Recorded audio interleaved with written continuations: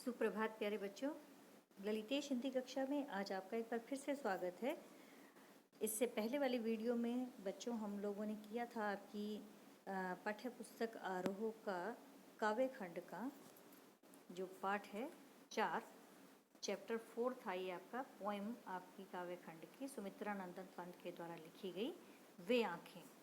तो इस पाठ के विषय में हम लोग पढ़ चुके हैं। इस पाठ की व्याख्या मैंने आप लोगों को करवा दी है। तो आज हम इस पाठ के प्रश्न उत्तर जो हैं डिस्कस करने जा रहे हैं, जो कि आपके पाठ के प्रश्न उत्तर इस प्रकार से हैं। जरा आप ध्यान से देखिएगा। इसमें जो है पहला जो प्रश्न है वो है कि अंधकार की गुहा सरीखी उन आँखों से डरता है मन, आमतौर पर हमें डर किन बातों से लगता है। बच्चों ये पूरी की पूरी कविता आपको मैंने बताई थी एक किसान की जो है दुर्दशा के विषय में बताया है कि आज भी हमारा भारत देश जो है स्वतंत्र हो चुका है, लेकिन किसानों की स्थिति जो है जैसी पहली दयनीय स्थिति थी आज भी लगभग वैसी ही है। आज भी बहुत से किसानों को आपने उनके विषय में सुना होगा कि वे आत्महत्या कर लेते हैं। किसानों की खेती जो है यदि किसी प्रकार से नष्ट हो जाती है तो उनकी जो स्थिति है वो बहुत ही गंभीर हो जाती है। उनकी पारिवारिक स्थिति भी, उनकी अपने जो घर की उनकी मानसिक स्थिति, उनकी शारीरिक स्थिति, हर प्रकार से जो है उनके ऊपर असर होता है। तो यहाँ पर जो कवि सुमित्रा नंदन पंत हैं उन्होंने वे आँखें, किसान की आँखों से उनका जो है आशय है कि वे आँखें जो हैं वो अंधकार के समान लगती हैं उनको, अंधकार की एक गुफा के समान जो है उन आँखों से कवि का मन डरता है। तो आमतौर पर हमें किन बातों से डर लगता है? तो यहाँ पर कवि कहता है कि आमतौर पर हमें अंधकार से डर लगता है, आर्थिक हानि से डर लगता है, अपमान, हत्याकांड और अपने प्रियजन की मृत्यु आदि बातों से डर लगता है।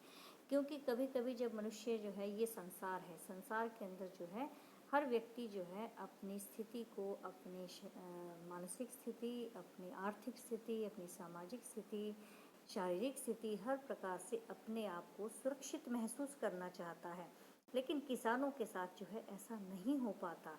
तो इसलिए यहाँ पर कवि जो है वो कहता है कि इस दुनिया में जितने भी लोग हैं हर किसी को अपने अपमान से, अपनी आर्थिक हानि से, यानी कि फाइनेंशियली अगर पोजीशन डाउन हो जाती है तो बहुत डर लगता है, और अंधकार से डर लगता है, किसी हत्या से डर लगता है, अपने प्रियजन की किसी प्रियजन की मृत्यु हो जाती है, इन बातों से जो है इंसान डरता है। दूसरे में वो पूछता है कि अंधकार की गुहा सरीखी आँखों से डरता है मन, उन आँखों में किसकी ओर संकेत किया गया है? उन आँखों में किसकी ओर संकेत किया गया? अभी मैंने बताया कि ये वे आँखें जो कविता लिखी गई है ये किसान के ऊपर लिखी गई है। तो किसान उन आँखों से का अर्थ है किसान की आँखों की ओर संकेत किया गया है कि जो किसान की आँखें हैं वो क्या हैं, दूर दूर तक जो है उनमें कहीं कोई प्रकाश की किरण नहीं दिखाई दे रही है, चारों तरफ केवल उसके अंधकार ही अंधकार दिखाई दे रहा है, क्योंकि उसका घर बार बिक चुका है, उसके बैल बिक चुके हैं, उसके परिवार में उसकी पत्नी मर चुकी है, उसका बेटा जवान मर चुका, उसकी जो एक दुधमुही बच्ची है वो उसकी मृत्यु हो चुकी है, पुत्र वधू जो है वो भी कुएं में कूद कर मर चुकी है, उसके खेत सब बिक चुके हैं, अब उसके पास अपना कुछ भी नहीं रहा। तो आज उसकी आँखें जो हैं वो नितांत शून्य दिखाई देती हैं, बिल्कुल जो है कहीं पर उनके अंदर कहीं कोई प्रकाश की किरण नहीं दिखाई दे रही। तो इसलिए उन आँखों से किसान की से अर्थ है किसान की आँखों से, तो किसान की आँखों की ओर संकेत किया गया है। तीसरा इसी के अंदर ही है कि अंधकार की गुहा सरीखी उन आँखों से डरता है मन। कवि को उन आँखों से डर क्यों लगता है? अब यहाँ पर कवि को क्यों डर लग रहा है? कवि को उन आँखों से इसलिए डर लगता है क्योंकि उसमें जो है असीम वेदना भरी हुई है। उन आँखों में असीम वेदना का अर्थ होता है अत्यंत दुख, वेदना होता है दुख, असीम का मतलब जिसकी कोई सीमा ही ना हो। तो सीमाहीन जो कि अंतहीन जो दुख, अत्यंत जो दुख है वो भरा हुआ है, इसलिए उन आँखों से जो है कवि का मन डरता है। इसी में ही प्रश्न पूछा गया है कि अंधकार की गुहा सरीखी उन आँखों से डरता है मन, डरते हुए भी कवि ने उस किसान की आंखों की पीड़ा का वर्णन क्यों किया है?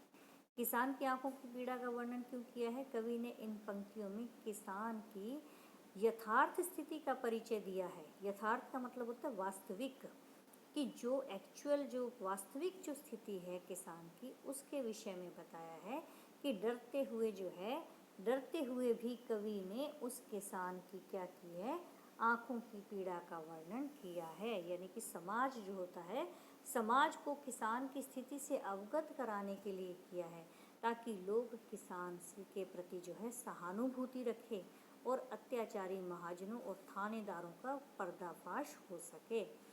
उसका कहने का अर्थ यहाँ पर कवि का क्या है कि डरते डरते हुए भी कवि जो है किसानों की स्थिति के विषय में बताते हुए कहता है कि डरते हुए भी कवि जो है किसान की आंखों की पीड़ा का वर्णन करता है, ताकि समाज के सामने किसानों का जो एक वास्तविक जो उनकी स्थिति है वो सामने सबके आ सके, और महाजन और ज़मींदार और थानेदार यानी कोतवाल जो होते हैं, जो दरोगा होते हैं, ये इन जो हैं इस प्रकार के जो महकमे से जुड़े हुए जो लोग हैं वो किस प्रकार से किसान का शोषण करते हैं, ऐसे लोगों का पर्दाफाश किया जा सके।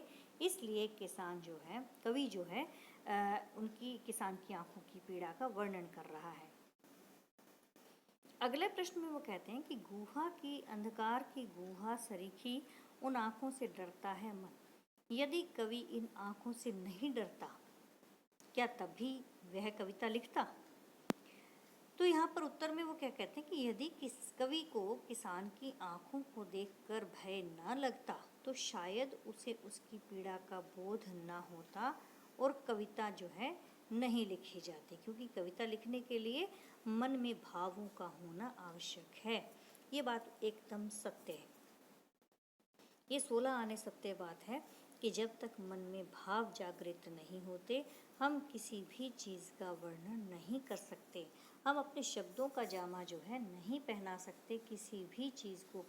मतलब जो लेखनी हमारे हाथ में है, जो कलम हमारे हाथ में है, उस कलम का इस्तेमाल कोई भी व्यक्ति तब कर सकता है जब उसके मन में भाव होते हैं। और भाव कहाँ से पैदा होते हैं कि जब सामने वाले की स्थिति या तो बहुत दयनीय है या बहुत अच्छी है, या फिर सामने वाले व्यक्ति या जो वस्तु है वो आपको बहुत ज़्यादा प्रभावित कर रही है, तभी उसको देखकर मन में भाव जागृत होते हैं। और इन भावों के जागृत होने से, मन के भावों के जागृत होने से ही कविता लिखी जाती है। तो अचानक से ही कवि ने किसान की आंखों को देखा, उसमें दर्द महसूस किया, उस पीड़ा को महसूस करने के बाद जो कविता उसने लिखी वो उसके मन में उठे भावों का ही एक क्या है, नमूना है। तो कविता लिखने के लिए मन में भावों का होना बहुत आवश्यक है। यदि वह उसकी आंखों में नहीं देखता, यदि उसको उसकी आंखों से डर नहीं लगता, तो शायद किसान की पीड़ा का बोध वो नहीं कर सकता था। अगला प्रश्न है कि कविता में किसान की पीड़ा के लिए किन्हें जिम्मेदार बताया गया है? कौन लोग हैं जो किसान को पीड़ा दे रहे हैं, कि किसके कारण से जो है किसान इस मुश्किल में पड़ा हुआ है? तो कहते कविता में किसान की पीड़ा के लिए जमींदार, महाजन और कोतवाल को जिम्मेदार ठहराया है। महाजन ने अपना ब्याज और ऋण वसूल करने के लिए किसान के खेत, गाय, बैल और घर बार सब बिकवा दिया, और उसके कारकुनों ने विरोध करने के कारण उसके जवान बेटे को मरवा दिया। कारकुन क्या बताया था मैंने आपको?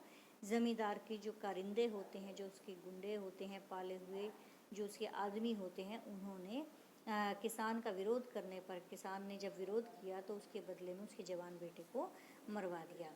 दवाई के अभाव में उसकी पत्नी की मृत्यु हो गई और इसी कारण उसकी दो दुमुही बच्ची भी मृत्यु को प्राप्त हो गई।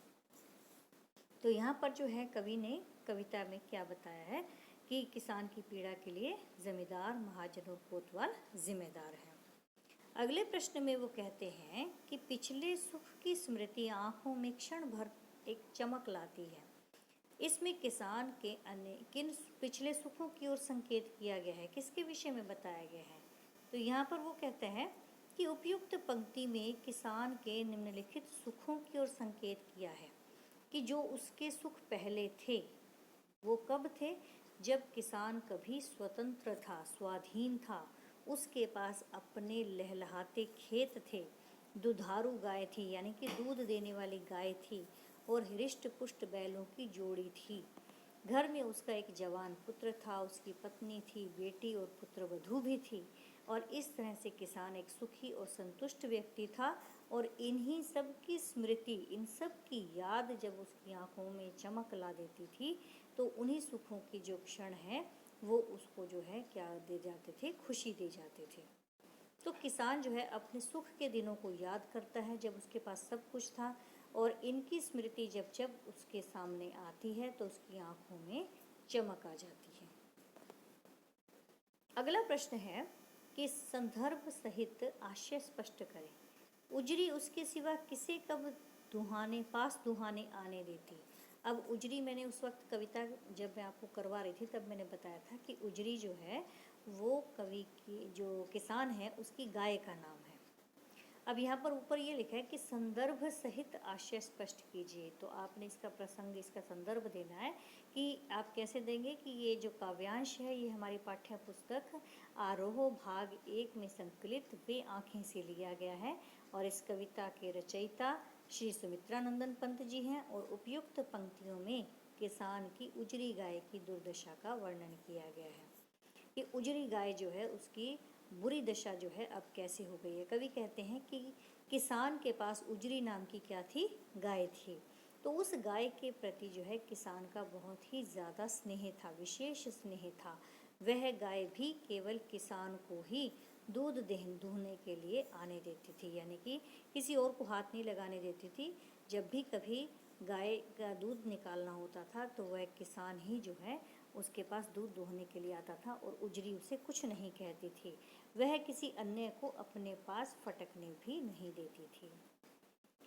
अगला प्रश्न कहा है संदर्भ सहित स्पष्ट करें, आशय स्पष्ट करें कि घर में विधवा रही पतोहू लक्ष्मी थी, यद्यपि पति घाती। अब ये भी पाठ जो वे आँखें पाठ से लिया गया है, और आपका जो है क्या है, आरोह भाग 1 है। इस कविता के जो रचयिता हैं वो सुमित्रानंदन पंत है। यहाँ पर किसान के जवान बेटे के मरने का संदर्भ किया है कि किस प्रकार किसान के बेटे को विरोध करने पर मार दिया गया था। तो उसके घर में कौन रहेगी, कहते हैं इसका आशय क्या है कि किसान के बेटे को कारकुनों ने मार दिया, और उसकी मृत्यु का आरोप किस पर लगा, जमींदार और पुलिस की मिली भगत से उसकी जो पत्नी थी उस पर मर दिया गया। यानी कि लोगों ने ये कहना शुरू कर दिया, जो पुलिस और जमींदार थे उन्होंने ये कहना शुरू कर दिया कि अपने पति को खा गई, अपने पति को जो है मार डालने वाली ये उसकी अपनी ही पत्नी थी। तो कहते हैं कि ये उन्होंने सारा का सारा जो आरोप था वो उसकी पत्नी पर मर दिया, और उसके मरने में जो है उसकी पत्नी का कोई दोष नहीं था। फिर भी समाज ने उसे पति घातिन करार दे दिया। घातिन का मतलब था मार डालने वाली, ये अपने ही पति को मार डालने वाली है ये, जबकि वह विधवा होते हुए भी लक्ष्मी के समान थी, और वही कमाकर जो है घर को चला रही थी। लेकिन लोगों के डर से, उसके तानों से और कोतवाल की जो शरारत से, उसकी छेड़खानी से जो है वो कुएं में कूदकर अपनी जान दे देती है। अगले में भी संदर्भ स्थापित करना है, आशय स्पष्ट करना है संदर्भ सहित। पिछले सुख की स्मृति आंखों में क्षण भर एक चमक फैलाती, तुरंत शून्य में गड़ वह चितवन तीखी नोक सदृश बन जाती। अब इस कविता के अंदर जो है क्या कहा है सुमित्रानंदन पंत ने, यहाँ पर किसान के पूर्व सुखों के बारे में, उससे पहले के सुखों के विषय में बताया है कि किसान जब अपने पूर्व वैभव को याद करता है, वैभव का मतलब धन संपत्ति, धन दौलत से परिपूर्ण था जब वो, कि किसान जब पहले अपने वैभव को याद करता है तो क्षण भर के लिए उसे सुख और आनंद का अनुभव होता है, उसकी आंखों में चमक उभर आती है। परंतु किसान का यह सुखद एहसास जो है क्षण भर में क्या हो जाता है, विलीन हो जाता है, और उसे वे सारी सुख की बातें तीखी नोक की भांति चुभने लगती हैं। कहने का अर्थ क्या है कि पूरे समय जो उसके सुख के जो क्षण थे वो पल भर में ही वो क्या हो गए, काफूर हो गए, पल भर में ही वो उड़ गए। तो सुखद क्षणों का जो एहसास है वो क्या हो जाता है, जब जब उसकी आंखों के सामने आता है तो वह खुश हो जाता है। और लेकिन किसान का जो ये सुखद जो एहसास है वो एक ही क्षण में जो है वो विलीन हो जाता है, समाप्त हो जाता है, और ऐसा होते ही उसकी सारी सुख की जो बातें हैं उसे तीखी नोक की भांति चुभने लग जाती हैं। घर में विधवा रही पतोहू, खैर पैर की जूती जोरू, एक न सही दूजी आती। इन पंक्तियों को ध्यान में रखते हुए वर्तमान समाज और स्थिति विषय पर एक लेख लिखें। बच्चों, ये जो है आप केवल देख सकते हैं, पढ़ सकते हैं, लेकिन ये अगर मैं कहूँ कि परीक्षा के लिए उपयोगी है तो ऐसा नहीं है। परीक्षा के लिए इस प्रकार से प्रश्न जो है नहीं पूछे जाते हैं। ये एक अपने आप से एक वैल्यू बेस्ड क्वेश्चन माना जा सकता है कि ये आपका मूल्य परक प्रश्न है, पूछा जा सकता है। वैसे ही कि वर्तमान समाज और स्थिति पर जो है एक लेख लिखें, तो जबकि लेख लिखना आता नहीं है तो आपसे प्रश्न ही पूछे जाएंगे। इसलिए आप इस उत्तर को ब्रेक लगाकर इसके ऊपर जो है इसको रोक कर इस वीडियो को, तो इसका उत्तर जो है आप पढ़ सकते हैं कि क्या लिखा है। उसके बाद कहा गया है कि किसान अपने व्यवसाय को से जो है पलायन कर रहे हैं। पलायन का मतलब जो है उसको त्याग रहे हैं, उसको छोड़ रहे हैं। किसान अपने व्यवसाय को, अपने इस बिजनेस को, व्यवसाय का मतलब होता है बिजनेस, व्यापार, कि इस व्यापार को, अपने इस व्यवसाय को, अपने इस प्रोफेशन को, प्रोफेशन भी कह सकते हैं इसको, उसको छोड़ रहे हैं, उसे पलायन कर रहे हैं। इस विषय पर परिचर्चा आयोजित करें और कारणों की पड़ताल करें। ये भी आप प्रश्न पूछ सकते हैं कि भी जो किसान हैं अपने व्यवसाय से पलायन कर रहे हैं, यही नहीं बल्कि बहुत से किसान तो आत्महत्या के लिए भी मजबूर हुए हैं। अभी जैसे मैं आप लोगों से डिस्कस कर रही थी, बता रही थी आपको कि आज भी ऐसी स्थिति है, बहुत सी जगह पर है। कभी फसल खराब हो जाने के कारण ऋण ना चुका पाने से, या कभी वर्षा ना होने से वे ऐसा कदम उठाने पर जो है बाध्य हो जाते हैं। तो इस विषय पर निम्नलिखित मुद्दों पर जो है हम परिचर्चा कर सकते हैं। कैसे कि नंबर 1, खेती व्यावसायिक दृष्टिकोण से लाभप्रद नहीं रह गई है। कि पहले समय में 80% जो जनता थी वो कृषि पर आधारित थी, कृषि का कार्य करती थी। लोग गांव में रहते थे, खेती करते थे, यही उनका एक व्यवसाय था, यही उनका कमाई का साधन था। लेकिन आज जो है स्थिति बदल गई है। लोग शहरों की तरफ ज़्यादा जो है उनका झुकाव होता जा रहा है। काम के सिलसिले में लोग अपने अपने गांव को छोड़कर जो है शहरों की तरफ ज़्यादा आ रहे हैं। तो इसलिए अगर हम कहें तो खेती जो है व्यवसाय की दृष्टि से जो है अब लाभप्रद नहीं रह गई है। इस व्यवसाय में अधिक परिश्रम की आवश्यकता होती है, जिसे कि आज का पढ़ा लिखा और युवा वर्ग करना नहीं चाहता। नंबर 3, किसान जो सरकार है, सरकार का कृषि के प्रति उदासीन रवैया, जैसे कि बीज, खाद और सिंचाई के साधनों का अभाव। खैर अब वो स्थिति नहीं है। अब तो काफ़ी हद तक किसानों को जो है ऋण मिलने भी लग गए हैं। उनको बीज, खाद और सिंचाई के लिए जो है सरकार जो है बहुत सारी ऐसी उनके लिए योजनाएं बना चुकी है और बना भी रही है आगे भी। तो इसलिए ये उस समय की स्थिति है जब ये पाठ लिखा गया होगा। अनाज की बिक्री की समुचित व्यवस्था का अभाव, कि आज जो है अनाज जो है उसकी बिक्री जो है उसकी पूरी तरह से व्यवस्था नहीं की गई है। कहीं पर तो ज़्यादा इसकी कीमत ली जाती है और कहीं बहुत ही कम दामों में किसानों से लेकर जब गोदामों में भर ली जाती है तो जो आगे बेचने वाले जो लोग होते हैं वही उसकी कीमत ज़्यादा लगाकर जो है आगे लोगों को बेचते हैं, जबकि किसानों को उसका उतना नहीं मिल पाता लाभ जितना कि उनको मिलना चाहिए। और इसके पलायन के निम्नलिखित कारण क्या हैं? कम आय होना। आय का मतलब होता है इनकम, कि जो इनकम है वो उनको कम होती है। वही जब फसल बेचने जाते हैं तो उनसे कम दामों पर ले ली जाती है, गोदामों में भर ली जाती है और आगे अधिक दामों पर जो है बेच दी जाती है। दूसरा, घोर परिश्रम के बाद भी सफलता न मिलना। जब इतना परिश्रम दिन रात करता है किसान तो भी उसे उसी प्रकार से जो है सफलता नहीं मिलती। समाज में उचित सम्मान न मिलना, कि लोग जो है किसानों को हे की दृष्टि से देखते हैं कुछ ज़्यादा। ठीक है, उनको यूँ लगता है कि किसान जो है खेती कर रहा है लेकिन पढ़ा लिखा नहीं है, और पढ़े लिखे न होने की वजह से जो है उसको ज़्यादा महत्व नहीं दिया जाता। प्रकृति और वर्षा पर निर्भरता, कि अगर प्रकृति और वर्षा उसके अनुकूल है, उसकी फसल के अनुकूल है तो उसकी फसल अच्छी जाती है, वरना उसका बहुत बड़ा नुकसान होता है। 5वां, नुकसान की भरपाई की सुविधा का अभाव या फसल का बीमा आदि न होना, कि फसल अगर ख़राब हो जाती है, नुकसान हो जाता है, तो उसकी भरपाई की कोई सुविधा जो है किसी प्रकार से नहीं होती, उसका अभाव जो है दिखाई देता है। तो इस प्रकार से बच्चों ये जो पाठ हमने किया वे आँखें, ये इस पाठ के प्रश्न उत्तर थे और आशा करती हूँ कि आप लोगों को ये प्रश्न उत्तर समझ में आ गए होंगे। जहाँ पर भी जिस भी प्रकार से आपको किसी प्रकार की इस पाठ से जुड़ी हुई, इसके प्रश्न उत्तर से जुड़ी हुई कोई परेशानी हो, तो आप सभी बच्चे एक बार मुझे ज़रूर बताएंगे, कमेंट बॉक्स में लिखकर बता सकते हैं या आप मुझे पर्सनली भी बता सकते हैं कि आपको कौन सी बात या कौन सा शब्द जो है समझ में नहीं आया है। तो बच्चों ये वाली जो कविता है इसके प्रश्न उत्तर आप ज़रूर अपनी नोटबुक में उतार लीजिएगा और लिख लीजिए, साथ साथ याद भी करते जाइए, क्योंकि एकदम से अगर आपके ऊपर किसी भी प्रकार का बोझ पड़ेगा पढ़ाई का तो वो फिर याद नहीं होगा और अच्छा नहीं रहेगा। अच्छा रहेगा कि आप हर काम को साथ साथ करते जाएं। तो बच्चों ये आपका पाठ था। अब हम मिलेंगे अगले पाठ के साथ और इससे पहले कि मैं जाऊं, आपसे विदा लूं, मैं चाहूँगी कि आप इस चैनल को शेयर करना, लाइक करना और सब्सक्राइब करना ना भूलें। तो आप सभी बच्चे अपना अपना फ़ोन जो है उससे सुनने से पहले या सुनने के बाद भी कर सकते हैं।